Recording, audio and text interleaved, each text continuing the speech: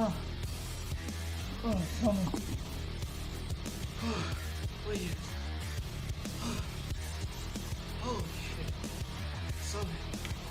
Stomach. Oh, okay. Okay. Oh, I need water. Water. Water. Oh. Oh, fuck. What's going on, everybody? Mike here, and today it's a very special video for me because this is going to be my very first review, and it's going to be of Doom: The Dark Ages. So, if you haven't played this game, just want you to let you know that there is going to be spoilers in the video, but I will put the timestamp up when they occur, so you can just fast forward if you haven't played the game and don't want to be spoiled about anything like that. Other than that, let me just get you a little lowdown on how my reviews are going to go throughout this, channel. I am not going to do number ratings or anything like that because, personally, I don't really like the number rating system. Kind of think it's outdated and a little cheap way to do it. I'm just going to do it on three pretty much basic metrics. It is either own it, you play it, or you avoid it. And pretty much those are self-explanatory, but just let me go over them real quick since this is going to be my first review. So, own it, pretty much if I say go out and own the game, or I say it's a game that you should own, just means you should go out and buy it right then and there, no excuse, any time, any day. It's just going to be a great game at any price, so go out and own it as fast as possible. When I say play it, that means more of like, if you have it on your subscription service like Game Pass or something like that, or go out and rent it, or, play it when it's on sale. So pretty much it's like a wait, and, if you have the option to play it for free or play it for a, discounted price, I would say that is the play it option. And then avoid it, well, pretty self-explanatory. Just means to avoid it at all costs, avoid it like the plague.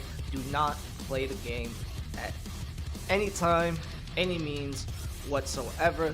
So those are pretty much going to be how my verdicts are going to go on each of these games that I review. But without further ado, let's get into my review of Doom: The Dark Ages. Now, the main reason I fell in love with this Doom series was because of its gameplay. It was so smooth and fun to master and get down the movement. Well, I'm happy to say at least that tradition carries over here in the Dark Ages. For someone like me, it feels right at home and easy to jump into and remember what button does what. And well, the guns still feel great. I mean, it's always awesome to use the shotguns in these games. But the gameplay is, well, what you come to expect from a Doom title, which is seamless gameplay and very minimal cutscenes, and in the most of the game you'll just be moving through a level, mowing down hordes of demons, and then checking the map to find out the next secret around the corner. Oh, and don't forget finding keys and solving puzzles. Then watching a cutscene to signify that you reached the end of the level.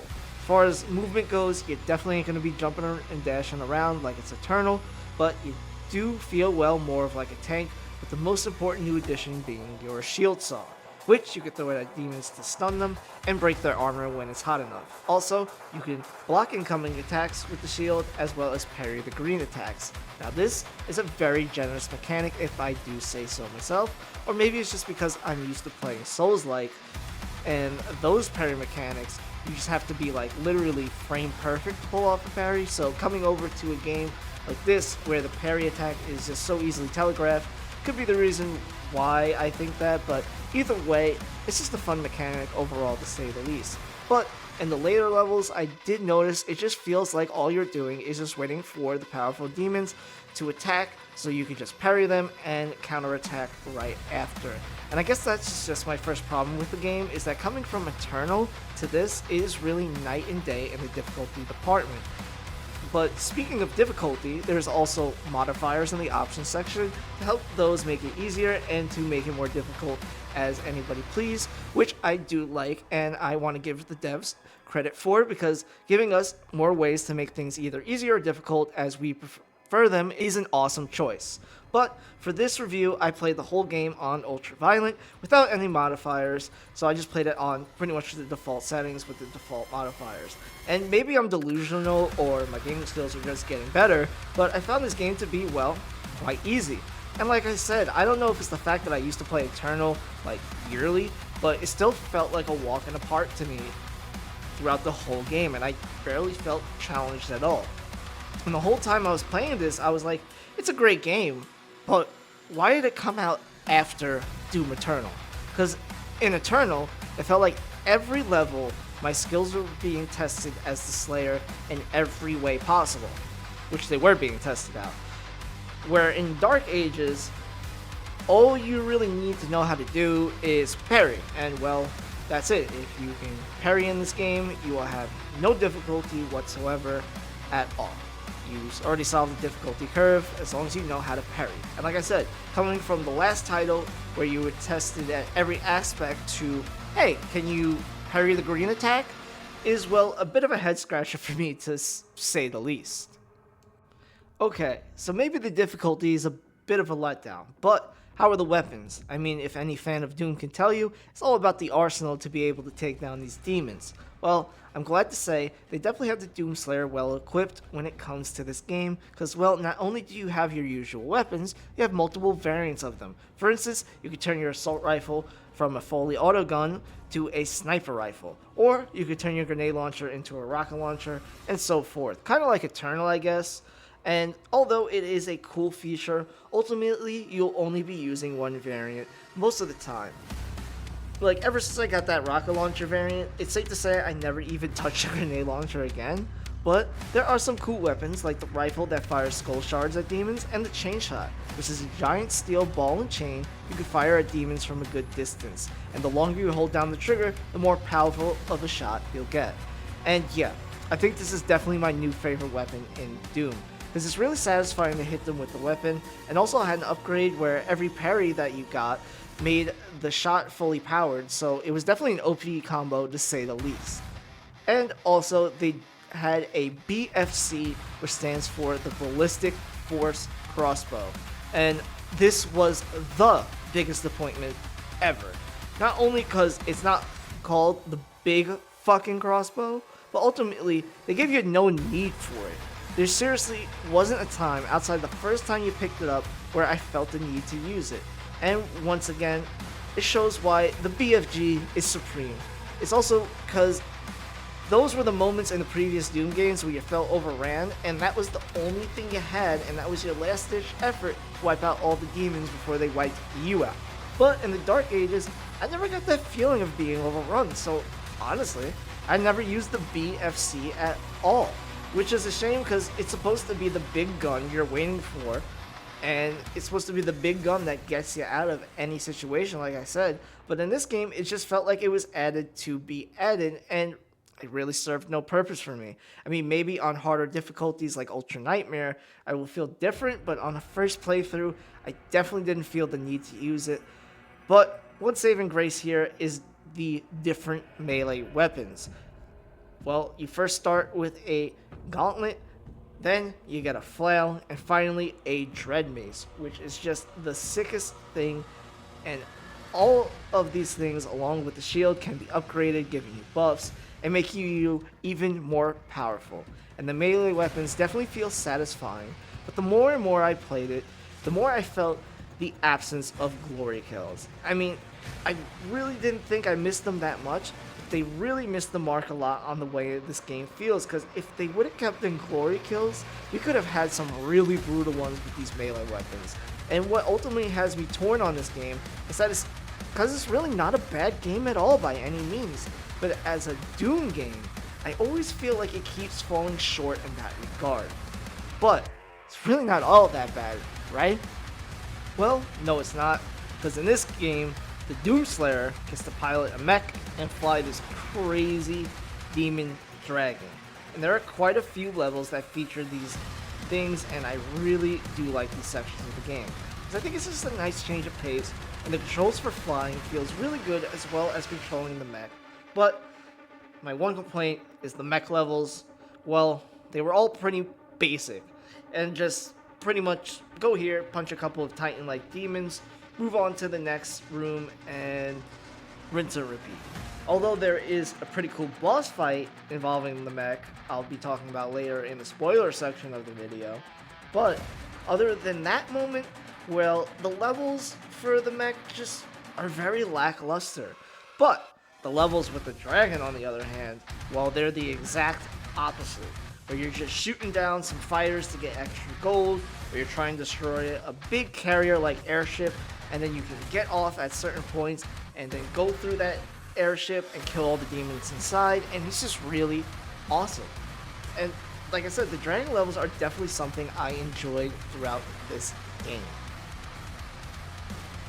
Okay, so the demons in this game are what I think are one of the true shining spots in the Dark Ages. Because, well, there are a ton of different enemy variations in this game.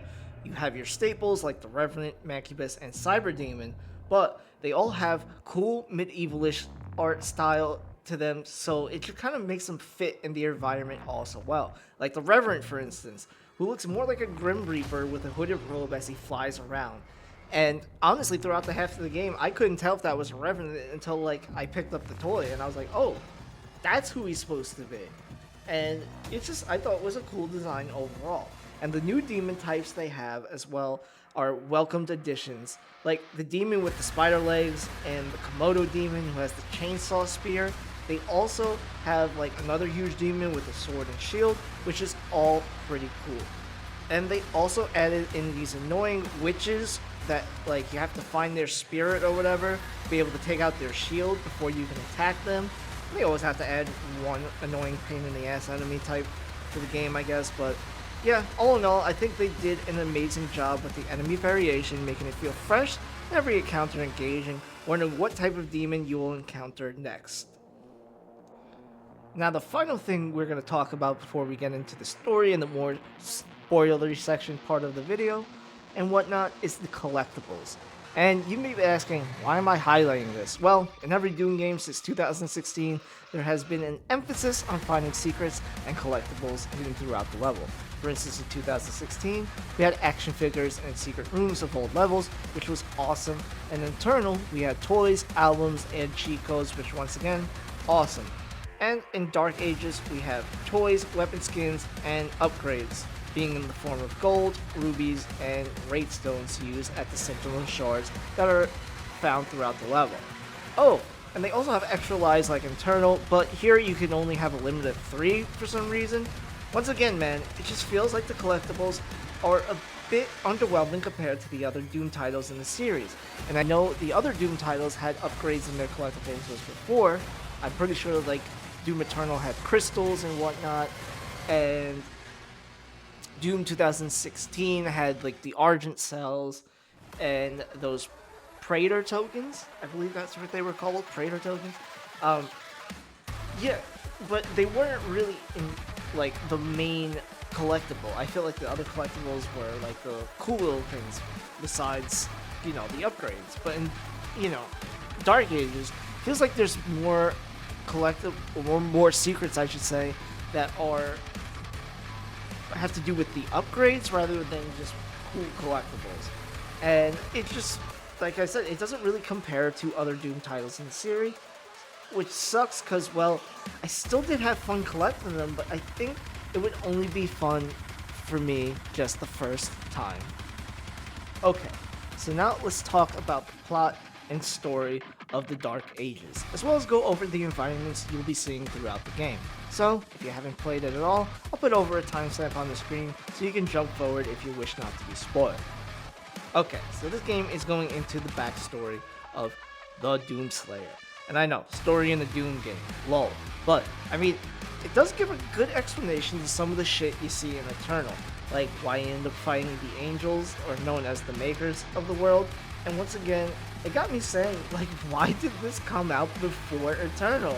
Like, shit, man, I get maybe you didn't have the tech or whatever, but this whole story can honestly serve as a prequel to Eternal, and it would just be great, because it explains a lot with the relationship between the Slayers and the Sentinels, and how come he hates the Makers, and how the Makers betrayed the Sentinels and humanity, essentially. and ultimately how the demons came to fear the Doomslayer overall. Also, there is a cool part where he literally fucking dies, and we see him get resurrected back to life with a ritual of some kind, which is sick as fuck, and the most metal thing I witnessed in the game, I'm not gonna lie. Also, there's a lot of cool set pieces and environments in this game. Like, for example, the one level where you are literally have to let Cthulhu out of a cage just to get eaten by said Cthulhu. Oh yeah, what was he called in this game? The old one, sorry, the old one. Okay. Either way, at the end of the level, you blow him up, and he just comes back as a mecha old one, and you get to have a boss fight with him in a mech. And yeah, that was pretty badass. Honestly, there are a lot of badass moments throughout this game, and one place they'll never fall short of in the Doom series is just showing how much of a badass the Doomslayer is.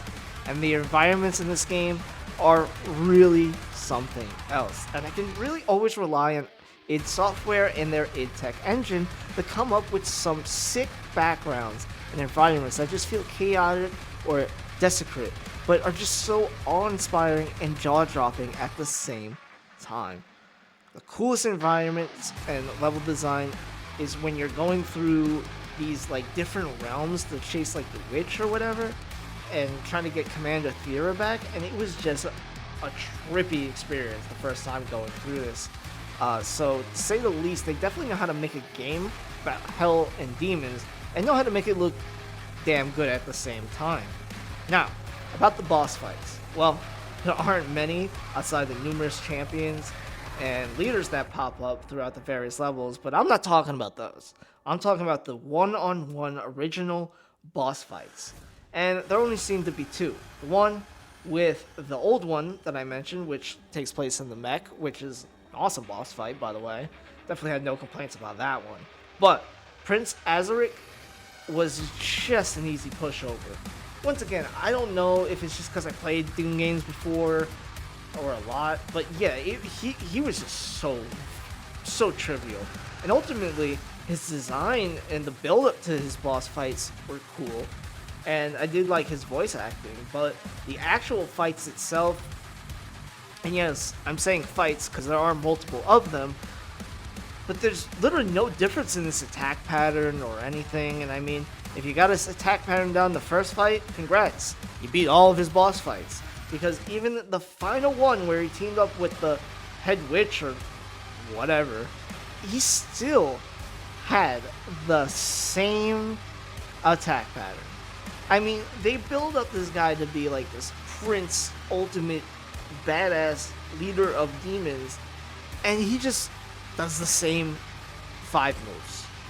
And it's just easy as fuck, because he literally, like, you don't really need that much memory to memorize his moves, and it's ultimately just such a fail. There was like literally no challenge at all or ultimate thought into this final boss fight, which is sad because once again, and in the original 2016 title and in Eternal, the boss fights in those games were amazing. Like for instance in Eternal, with the last boss fight in the base game, the Icon of Sin, he was an amazing last boss. And honestly, they had you stressed because yeah, there was a lot of ads, you know, additional enemies in there, but still, like, the Icon himself would fuck you up.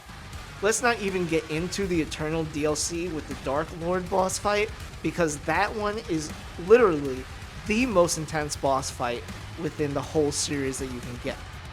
And have me saying once again, like, if this came out before Eternal, it would be a really good Doom game, but since we have Eternal in 2016, it's really not much of a comparison compared to those titles. Okay, so that is all my thoughts about Doom: The Dark Ages.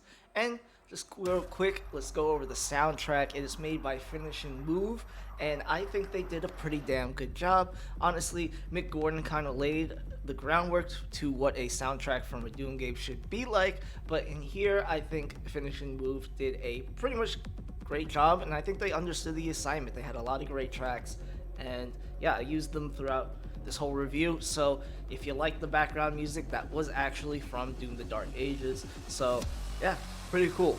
And well, that's pretty much gonna sum up my thoughts about it. And my final verdict is, well, should you play Doom: The Dark Ages? Well, I think so. Yes, I think you should play it. It's a very fun first-person shooter. It is on Game Pass, and if you have that service, then you should definitely pick it up. But if you're a fan of the series like me, I don't know, man. I definitely wouldn't rush out to buy it. Maybe just wait for a DLC or something from the game, because, you know, to make it look more worthwhile. Because, you know, once you complete the game, there really isn't that much to do afterwards. And, you know, if you want to pay like $100, you know, I don't think it's really worth $100 at all. I don't even really think it's worth the full price of $70. And so that is something I would not recommend, is paying full price for the game. You're better off getting this game on a sale, especially if you are a fan of the series, because I think that, you know, I don't think it's worth the full price. But if you have it available on Game Pass, I think you should play it on Game Pass. And you know, it's a really shame, because it's a good title, but it's just underwhelming compared to the other Doom titles in the series. And the fact that it's only a campaign, no real multiplayer or any like master levels or things like that, it's kind of whelming also, to be honest. So, I mean, it's a good game.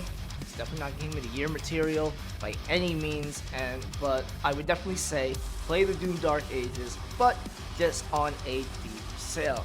And if you want to know what I think about Doom: The Dark Ages overall compared to the other Doom titles, or what Doom title that I find to be the most superior, well, you're going to have to stay tuned and find that one out, because I'm definitely going to go through all three of these titles from 2016 to Eternal to now Dark Ages again, to see which is the best one out of the three.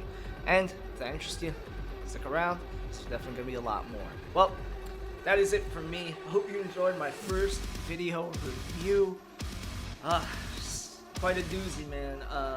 Definitely my longest review, or longest video, I should say, that I spent the most time on.